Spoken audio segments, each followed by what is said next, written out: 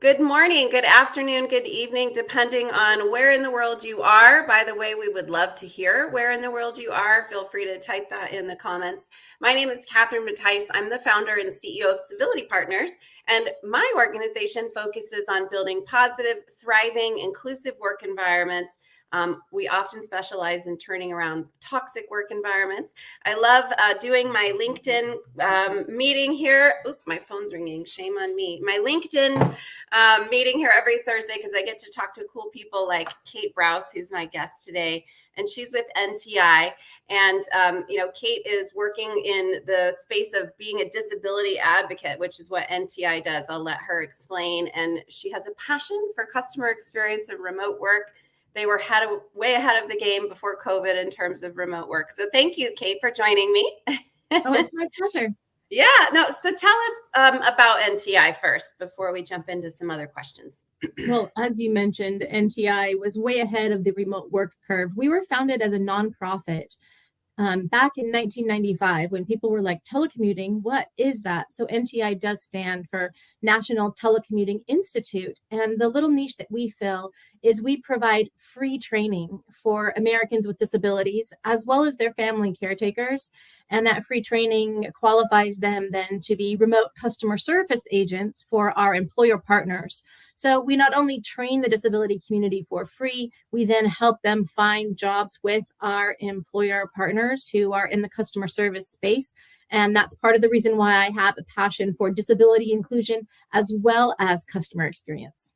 Okay, what a great place to be. And so that means you were also really ahead of the curve in terms of inclusion to really help a certain group of people get into the workforce more. I'm just curious, how did NTI get started? Tell me more about how it You just invited me to share my favorite story. Okay. So Catherine, are you familiar with B.F. Skinner? Does that name ring a bell to you? It does not. B.F. Skinner was arguably the most influential psychologist of the 20th century. He came up with what we today call behavioral modification. Oh, But yes. back when he started, it was called operant conditioning. Okay, So I have heard of behavioral modification. Yeah, I'll make this long story as short as I can. So way back a long time ago, when B.F. Skinner was working, trying to figure out these principles of operant conditioning, he was training animals. He hired a research assistant by the name of MJ, and MJ's job was to train monkeys to do simple things. And she found that they're fun to work with. They bond easily with their human caretakers, and they have these lovely little dexterous hands to do things. So she hit upon this idea of training the monkeys that she was working with to help people with disabilities do simple tasks like turn on and off lights, or fetch a drink from the refrigerator, turn pages in a book, or pick up dropped objects, things like that. So she founded a nonprofit to help pair monkeys with people with disabilities. And that was MJ's first foray into the disability community. And what she kept hearing from her new friends in the disability community was, we want to work. We just simply need a job that we can do from home. So MJ is a real go-getter. She doesn't understand the word no or difficult. So she's like, how hard can it be?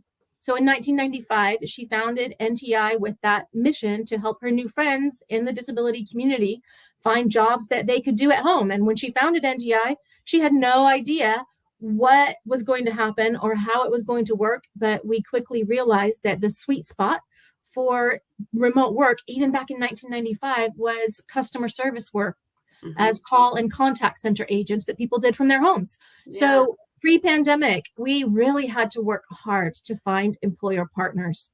And now it's easy. Yeah. And so that is the silver lining that we've seen come out of the COVID pandemic. But you asked for my story, so there it is. I love it. Well, good businesses are good because they have a good story. And, I have a story about why I started Civility Partners and all of that. So what a fantastic story.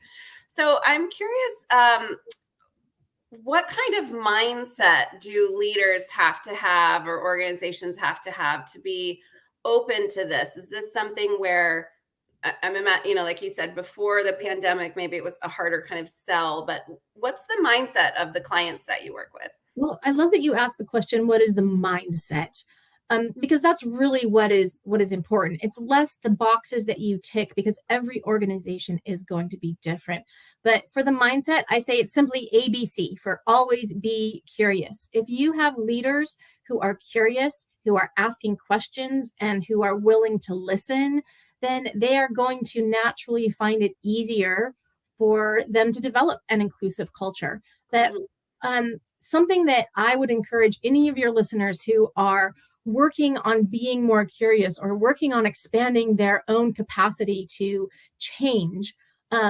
Way back in 2011, I watched a TED Talk, Catherine, that changed my life so much so that I rewatch it at a minimum of every single year.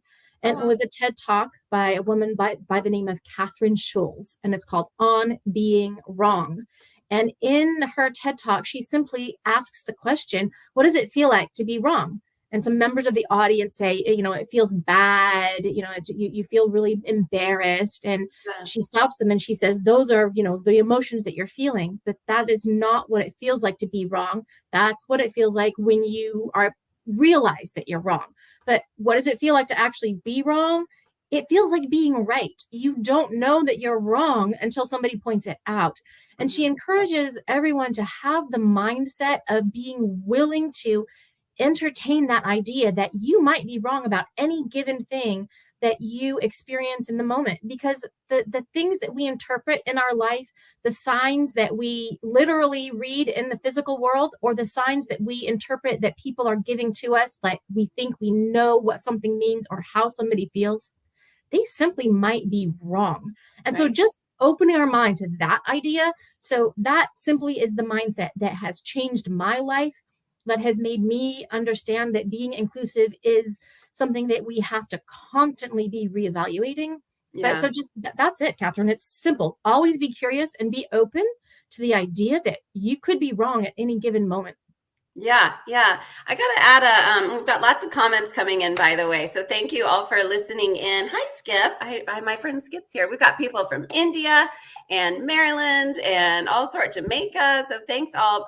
By the way, please do send in questions or comments, and Kate and I would love to be able to chat with you. So by all means, send those comments in. Your statements remind me of a random TikTok I saw the other day.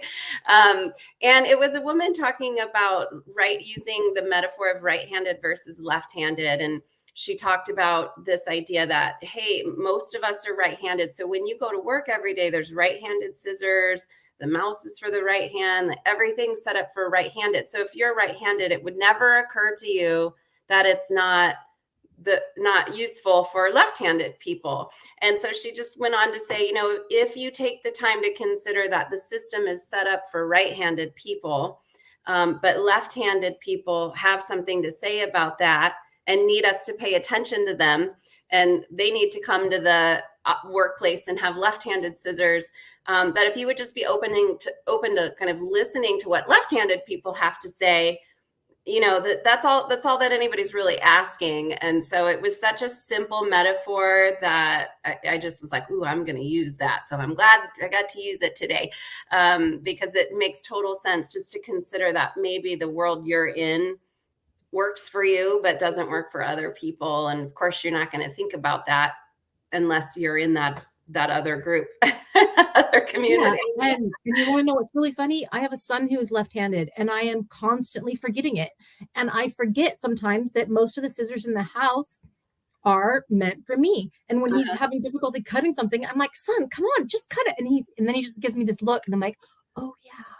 So Yeah. that being willing to entertain that idea that, the world is not set up for people with left-handedness, it's something that we have to come back to over and over and over, not Yeah. only for left-handedness, but for people of all different abilities. We have to constantly be thinking, what can I do to be more inclusive? Who have I not yet thought about? Yeah, and that's the point. It's like such a simple metaphor that it crosses all sorts of conversations about inclusivity, that it's easy to think there's no problems if you're in the system that's set up for you. But if you're outside of that, yeah, that's so awesome. So is there just what are your thoughts about inclusivity? Is there a right way and a wrong way? Is there, what other than being able to facilitate work for people with disabilities, what are your thoughts on inclusivity and There what isn't companies any should be doing? one right way or one wrong way, but there is a wrong idea. And I've shared this in the past, and sometimes I get a lot of feedback that people, are really surprised when I say something. But here's the wrong way to do inclusivity, and that is simply just following the golden rule. The golden rule is the very, very wrong way to do inclusivity, and that the golden rule says, treat others the way you want to be treated. So if I'm treating others the way I want to be treated, I am just limiting that to what I understand and what my lived experience is. So Right. just flip that golden rule. And then that's the right way to be inclusive. Treat others the way they want to be treated. And that involves a conversation and dialogue and listening and acting on the information that others give to you. So that's it in a nutshell. The wrong way is to assume that you know what people want, assume that because you have some sort of experience with life that you know anything about anyone else's life, which Yeah. just isn't true. Yeah. So then we're back to the left-handed metaphor. You got to be open to saying, tell me, left-handed person, what is it that you need for this to feel? Skip has a comment. Left-handed people are the only ones in their right minds. And that was Yay! Skip. I love your comment about the platinum rule, and we have a blog post coming out that talks about that as well. I think today it's coming out, and the safe space that comes with inclusivity, and part of it is that platinum rule. So how? And I have another question, because I often, I go into toxic work environments where clearly there's a disconnect between the leaders and the people on the front line. And there a lot of times we hear there's really just no relationship there, and I'm just curious, do you have thoughts on how to help those leaders connect with frontline workers, for example, the people that you're staffing? How I feel like that's going to be an important part of, or I know it's an important part of inclusivity as well, because we just always see in those toxic work environments, that's one of the problems, is people are like, I have no idea who the CEO really even is or anything about that person. Right. There are so many different good tips on how to help leaders who want to become more involved with their frontline workers to do so. But Mhm. I'm really honestly a fan of some of the new gamification tools that will connect, leaders of the organization with those frontline workers through the use of gamification. And that makes it automated. And so I love when specific gamification modules will put the leaders of an organization on the same team with their frontline workers, and then Mm. they're working together to get, to reach certain goals or to facilitate new things that they are learning, and that makes them work together as a team. And so that makes it really easy for the leaders of an organization, when they're randomly assigned to a team for gamification, then it becomes really easy to pick up the phone or to walk down to, someone's cubicle and say, hey, we're on the same team. This is who I am, who are you, and to facilitate that. So that is something that I am a huge fan of, is gamification. So if leaders are looking for ways, find a gamification vendor, tell them what you're looking for, and see what offerings they have. Yeah, I love that. Another good tip, I think, is kind of reverse mentorship, where the frontline workers and the younger workers are mentoring the leadership team versus, leaders mentoring. That's just a great way, but you got to be really humble as a leader to be willing to listen, right? Yeah, and that comes back to, you got to be willing to be wrong. You got to always be curious and go, please, I don't understand, whether it's, Generation Z or your millennials or whatever it is. If you've been in business for a long time, you just need to step back and say, you know what? I don't know enough about the younger generations and what they can contribute to the workforce. So let me just simply ask them, what is Yeah. it that you have to contribute? How can we make this workplace a place where you can thrive and grow and stay for a career? Yeah, yeah.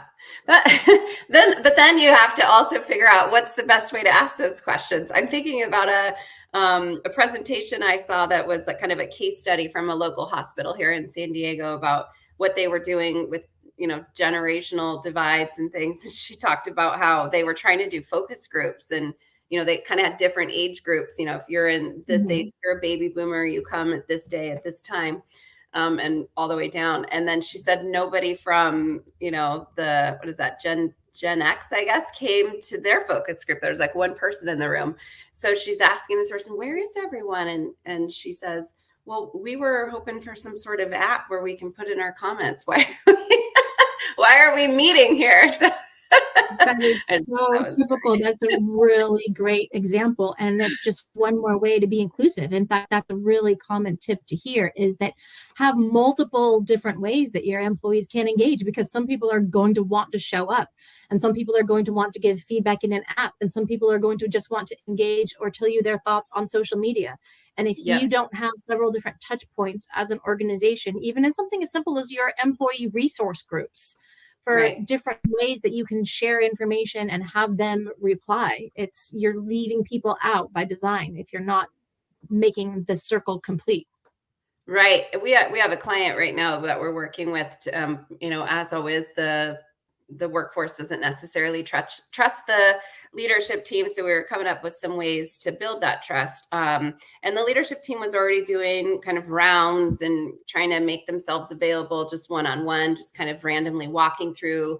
And then they're doing kind of scheduled meetings where you can come and kind of, coffee with this executive.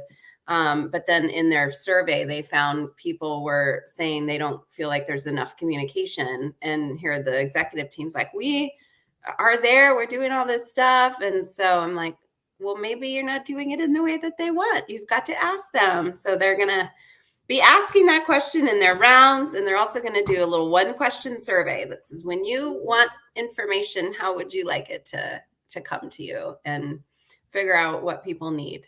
So that's a good example of that. Any other final tips for us, Kate, before I let you go? And I don't see any questions, so send them in while she's giving us some final tips. Well, actually, I have 2 final tips. Okay.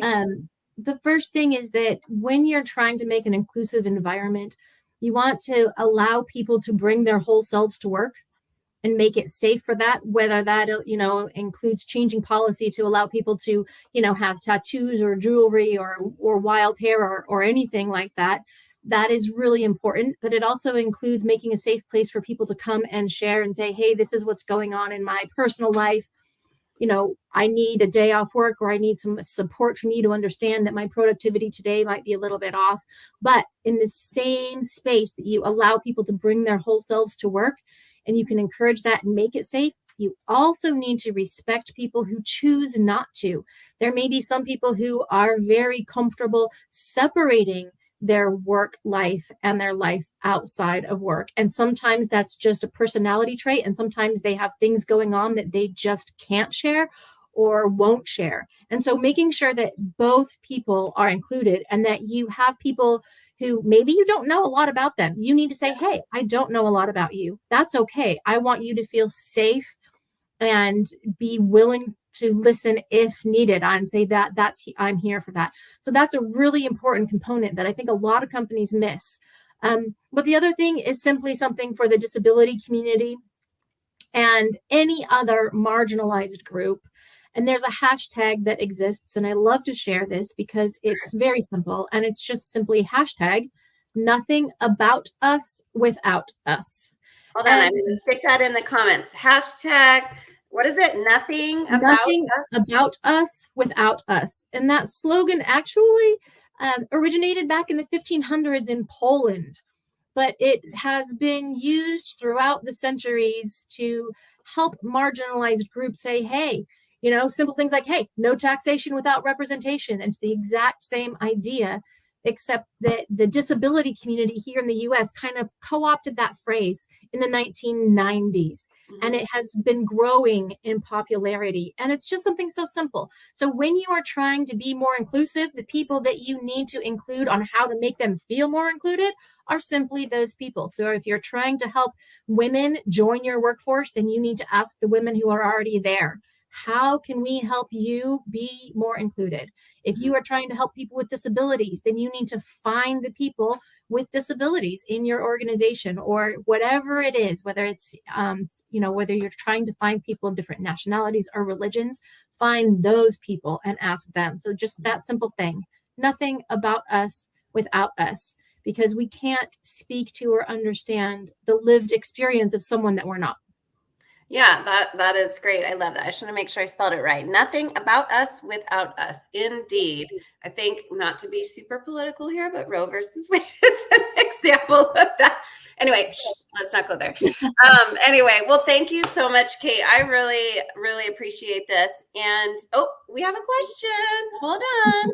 What is your advice on creating an ERG for staff with disabilities in the workplace?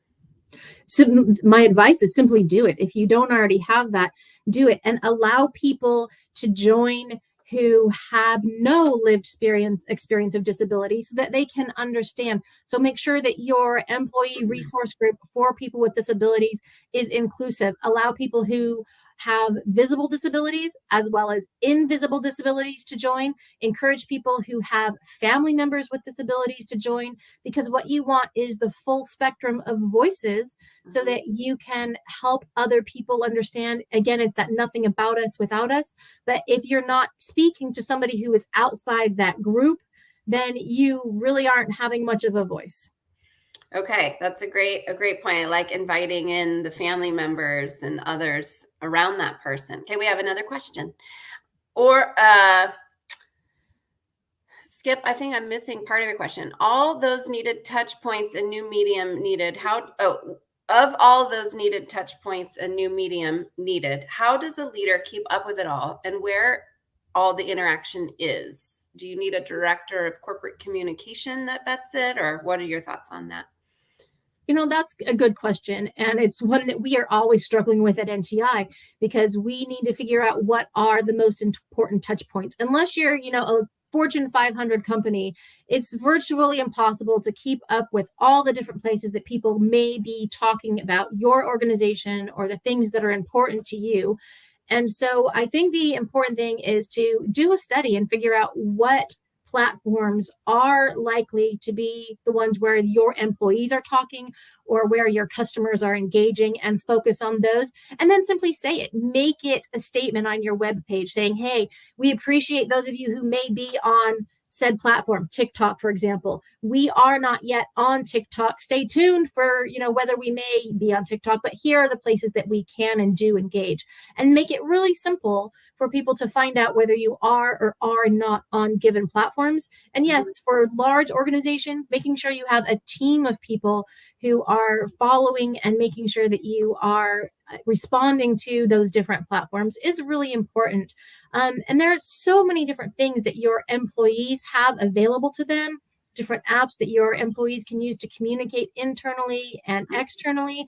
And again, it's just about messaging. Be really clear to your employees. Say, hey, when you have feedback to give us, this is how we want you to give it. But if you want to give it someplace outside, here's something else too. And just ask them, where are they wanting to communicate with you? Is it through Twitter? Is it through Slack? Is it through internal email? And having guidelines on how your employees need to communicate is also really helpful. Because if you have some platform that your employees used to have access to through Hello Teams and they're not using that anymore, you need to let them know. If there's something important that you have to communicate, please send it in an email, or please send it in a chat. Having those guidelines really helps. Yeah.